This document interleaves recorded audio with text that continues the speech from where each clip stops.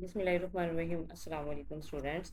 आज हम डिस्कस करते हैं जी असाइनमेंट नंबर 1 स्टैट 301 की। इसकी जो डेडलाइन है वो 4 मई है। ये कुछ उसने रूल्स लिखे हुए हैं जी असाइनमेंट में। ये थोड़ी सी इंस्ट्रक्शंस हैं, इनको आपने अच्छे से जो है रीड कर लेना है। इसमें कुछ चीज़ें जो है वो मैं आपको बता देती हूँ, थोड़ी सी हाईलाइट कर देती हूँ कुछ चीज़ों को जो कि इंपॉर्टेंट पॉइंट्स हैं आपके। फर्स्ट है जी, आपने असाइनमेंट जो है ना मेल के थ्रू सबमिट नहीं करनी है। आपने एलएमएस पे जहाँ से आपने डाउनलोड किया है ना क्वेश्चन फाइल, उधर ही साथ ही ऑप्शन होता है शेयर का, सेंड का, वहाँ पे आपने सेंड करनी है। उसके बाद जो है वो जी एमएस वर्ड डॉक्यूमेंट फाइल ही आपने सबमिट करनी है। कोई और फॉर्मेट लाइक पीडीएफ या पावर पॉइंट के थ्रू आप इसको सबमिट नहीं कर सकते। इसका सिंपल जो है वो मेथड ये है कि आपने एमएस फाइल, जो क्वेश्चन फाइल है ना इस असाइनमेंट की, वो एमएस वर्ड में ही है। तो आप उसको पकड़ो, उसी को एडिट करो और उसको सबमिट कर दो, ठीक है। उसके बाद जो है आपने कोई इरेलीवेंट मटेरियल या कोई डाटा उसमें ऐड नहीं करना। जितना पूछा है उतना ही जवाब देना है। वैसे तो स्टैट एंड मैथ में ऐसा कुछ होता ही नहीं है, आप टू द पॉइंट ही आंसर करते हो वहाँ पे। जब एक क्वेश्चन है उसका फार्मूला आप लगाएंगे तो आप उसको करेंगे। जो थ्योरी होती है ना किसी भी सब्जेक्ट में, वो सब्जेक्ट थोड़े से इस तरह होते हैं कि उनमें होता है कि आप अपने से ऐड कर सकते हो कुछ लाइंस, लेकिन मैथ और स्टैट में ऐसा कुछ भी नहीं होता। उसके बाद जो है आपने जो है मैथ टाइप का यूज़ करना है।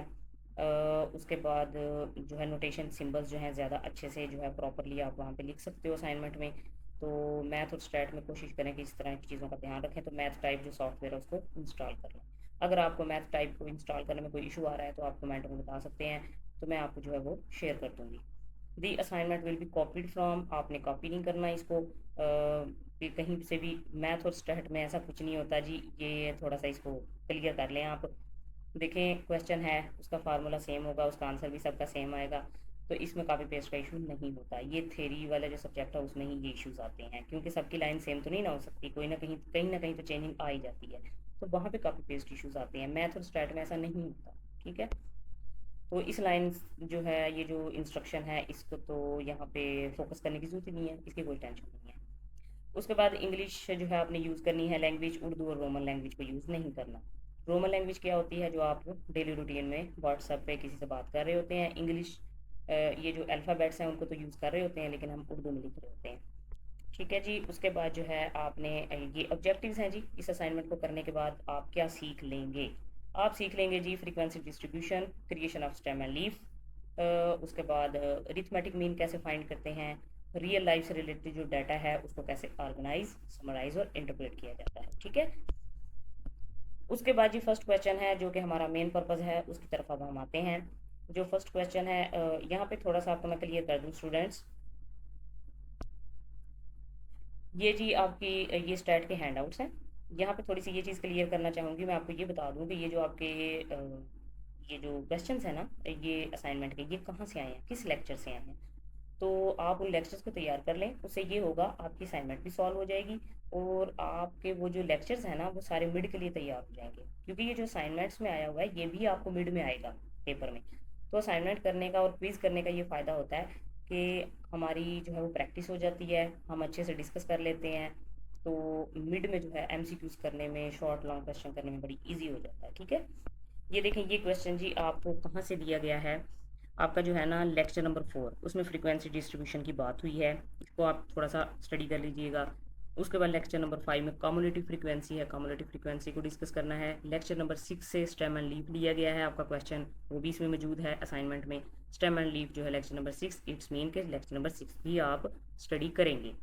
उसके बाद लेक्चर नंबर 7 क्या है जी, अरिथमेटिक मीन, अरिथमेटिक मीन। उसके बाद मिड पॉइंट, मीडियन, ये जो है लेक्चर नंबर 7। इट्स मीन के आपके 3 से 4 लेक्चर हैं, अगर आप उनको कर लेते हैं असाइनमेंट के लिए तो वो आपके मिड के लिए भी तैयार हो जाएंगे, ठीक है। सो अब हम जो है वो अपनी असाइनमेंट को देख लेते हैं। ये देखें जी हमारा फर्स्ट क्वेश्चन क्या है, ये आपको डाटा दिया गया है और आपने फाइंड क्या करना है जी, construct of group frequency distribution. Class with कितनी रखनी है जी, 200। उसके बाद क्लास बाउंड्रीज फाइंड करनी है और कम्युलेटिव फ्रीक्वेंसी डिस्ट्रीब्यूशन भी फाइंड करना है। सबसे पहले हम देख लेते हैं जी, ये क्लास विथ 200 यूज़ करते हुए हमने फ्रीक्वेंसी डिस्ट्रीब्यूशन कैसे करनी है।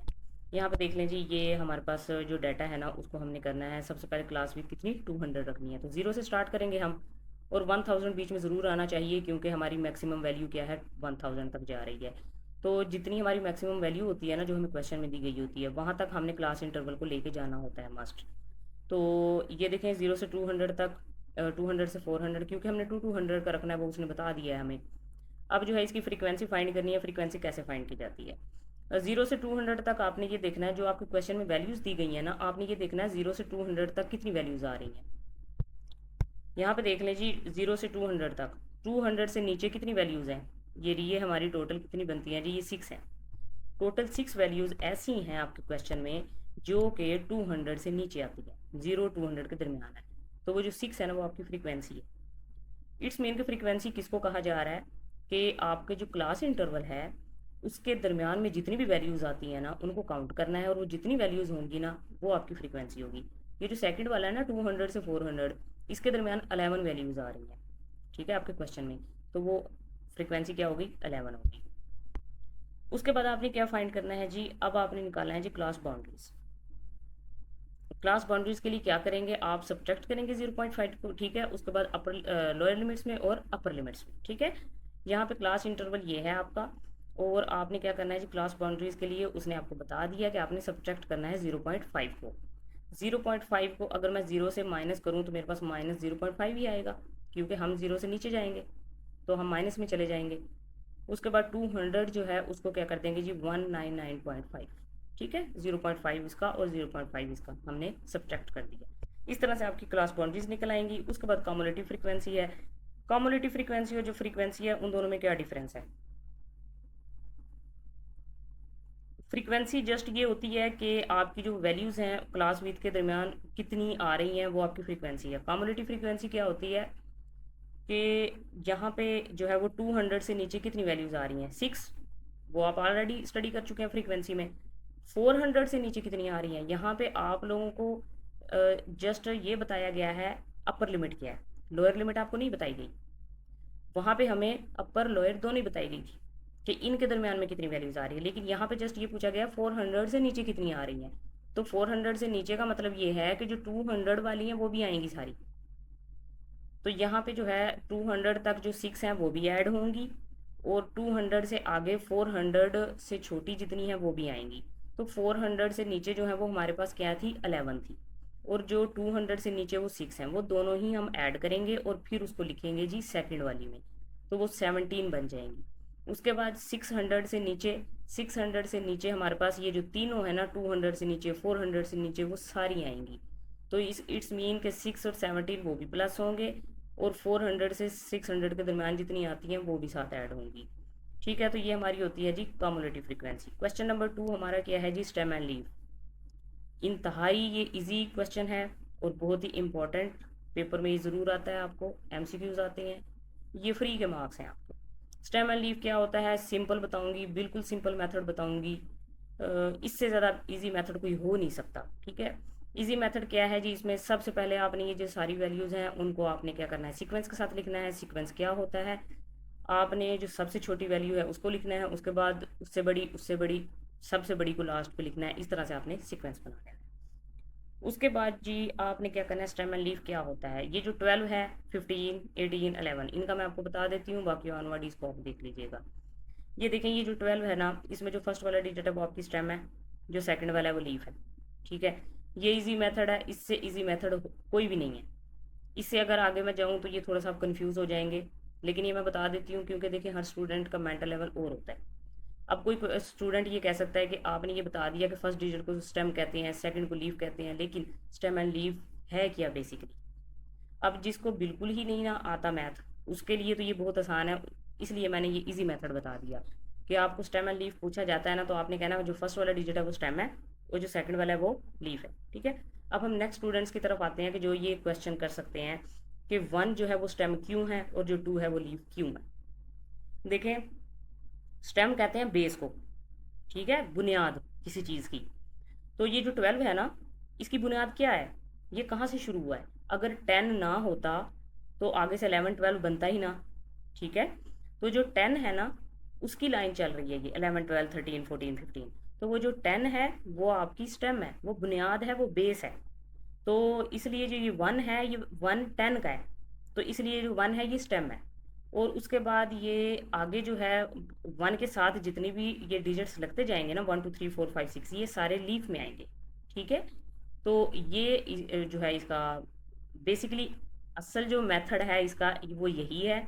वो जस्ट थोड़ा सा मैंने आपको इजी किया है कि जो पहला डिजिट है वो स्टेम है और सेकंड जो है ना वो लीफ है। ठीक है, इस तरह से आपने इस क्वेश्चन को सॉल्व कर लेना, बस इसमें यही करना है। Question number 3 and last question है जी, इसके टोटल 7 मार्क्स है। आपको जो है टेबल दिया गया है, आपने क्या फाइंड करना है इसमें, क्लास इंटरवल्स दी गई हैं जी, आपको फ्रीक्वेंसी दी गई है, आपने फाइंड करना है जी रिलेटिव फ्रीक्वेंसी। और उसके बाद सेकंड वाला पॉइंट देख लेते हैं। दो क्वेश्चन हैं इसमें जो टेबल से हमने फाइंड करने हैं। सबसे पहले रिलेटिव फ्रीक्वेंसी फाइंड करनी है। तो रिलेटिव फ्रीक्वेंसी का जो फार्मूला है वो हमारे पास है जी फ्रीक्वेंसी ओवर टोटल फ्रीक्वेंसी। ठीक है, ये जो एफ है ना ये फ्रीक्वेंसी को शो कर रहा है, ये इसकी मैं बात कर रही हूँ। ठीक है, तो ये जो एफ है ना आपके पास ये फ्रीक्वेंसी है और इसको आपने टोटल फ्रीक्वेंसी से डिवाइड कर देना है, तो रिलेटिव फ्रीक्वेंसी आपकी आ जाएगी। अच्छा स्टूडेंट्स, यहाँ पे देखें जी, ये टेबल है आपका जो उसने दिया हुआ था। आगे हमने रिलेटिव फ्रीक्वेंसी फाइंड करनी है, तो आपने क्या करना है कि जो फ्रीक्वेंसी है ना 3, उसको आपने टोटल फ्रीक्वेंसी 25 से डिवाइड कर देना है। टोटल फ्रीक्वेंसी कहाँ से आई है, ये जो फ्रीक्वेंसी आपको दी गई है ना टेबल में, क्वेश्चन में दी थी उसने, उन सबको आपने टोटल कर देना है, प्लस कर देना है, तो आपके पास 25 आएगा। तो जो पहली फ्रीक्वेंसी है उसको टोटल से डिवाइड करना है, फिर सेकंड वाली फ्रीक्वेंसी को टोटल से डिवाइड करना है। फर्स्ट वाली को जब आप टोटल से डिवाइड करोगे तो उसको फर्स्ट पे ही लिख देना है, ये फर्स्ट वाली की रिलेटिव फ्रीक्वेंसी हो जाएगी। ठीक है, उसके बाद इस तरह से ये सारा करना है और ये जो आपके पास आएंगी फ्रीक्वेंसी इनको आपने फिर टोटल कर लेना है। ठीक है, रिलेटिव फ्रीक्वेंसीज को। उसके बाद अरिथमेटिक मीन, ये सेकंड क्वेश्चन है, इसी क्वेश्चन में मजीद जो है वो पूछा हुआ है। ठीक है, उसमें अरिथमेटिक मीन फाइंड करना है। अरिथमेटिक मीन का जी फार्मूला हमारे पास होता है, ये देखिए जी, एफ एक्स ओवर एफ होता है। ठीक है, सुमेशन एफ एक्स ओवर ये फ्रीक्वेंसी, और उसके बाद ये जो एक्स है इसका मैं आपको बता दी, तो ये क्या होता है। इसमें क्या करना है, देखें जो आपके पास फार्मूला है वो एफ एक्स ओवर एफ है। इसका मतलब कि जो फार्मूलाज में चीज़ें हैं वो सारी हमारे पास होनी चाहिए। ये जो फ्रीक्वेंसी है वो तो हमारे पास है, टेबल में उसने दे दी थी, उसको आपने टोटल कर लेना, तो 25 आ जाएगा। ये हमारे पास जो है वो फ्रीक्वेंसी आ गई। अब हमारे पास जो है एफ भी है, लेकिन हमारे पास एक्स नहीं है। ये एक्स क्या है, तो एक्स जो है वो है जी मिड पॉइंट। मिड पॉइंट आपने फाइंड करना है, क्योंकि हमारे पास मिड पॉइंट नहीं है, वो जब तक नहीं आएगा हम मीन अरिथमेटिक मीन जो है वो फाइंड नहीं कर सकते। तो एक्स निकालने के लिए ही हमने ये जो है यहाँ पे ये टेबल बनाया है। मिड पॉइंट कैसे फाइंड होता है जी, आपने मिड पॉइंट में हमेशा जो है ना 2 पॉइंट्स होते हैं, उनको आपने प्लस करना होता है और 2 पे डिवाइड कर देते हैं उसको। तो 10 एंड 20 को आपने प्लस करना है, 2 पे डिवाइड करेंगे तो आपके पास 15 आ जाएगा। ये फर्स्ट वाले का मिड पॉइंट हो गया। इस तरह से ये सारे फाइंड करने हैं। और जो एक्स है, उसके बाद एफ एंड एक्स इन दोनों को हम मल्टीप्लाई कर देंगे, मल्टीप्लाई करके ये सारे आंसर आए हुए हैं, उसको हमने टोटल करना है। टोटल करने के बाद 865 को जो है वो 25 से आपने डिवाइड कर देना और आपके पास आंसर आ जाएगा। ठीक है जी, तो ये भी आपकी थी ओवरऑल सारी असाइनमेंट।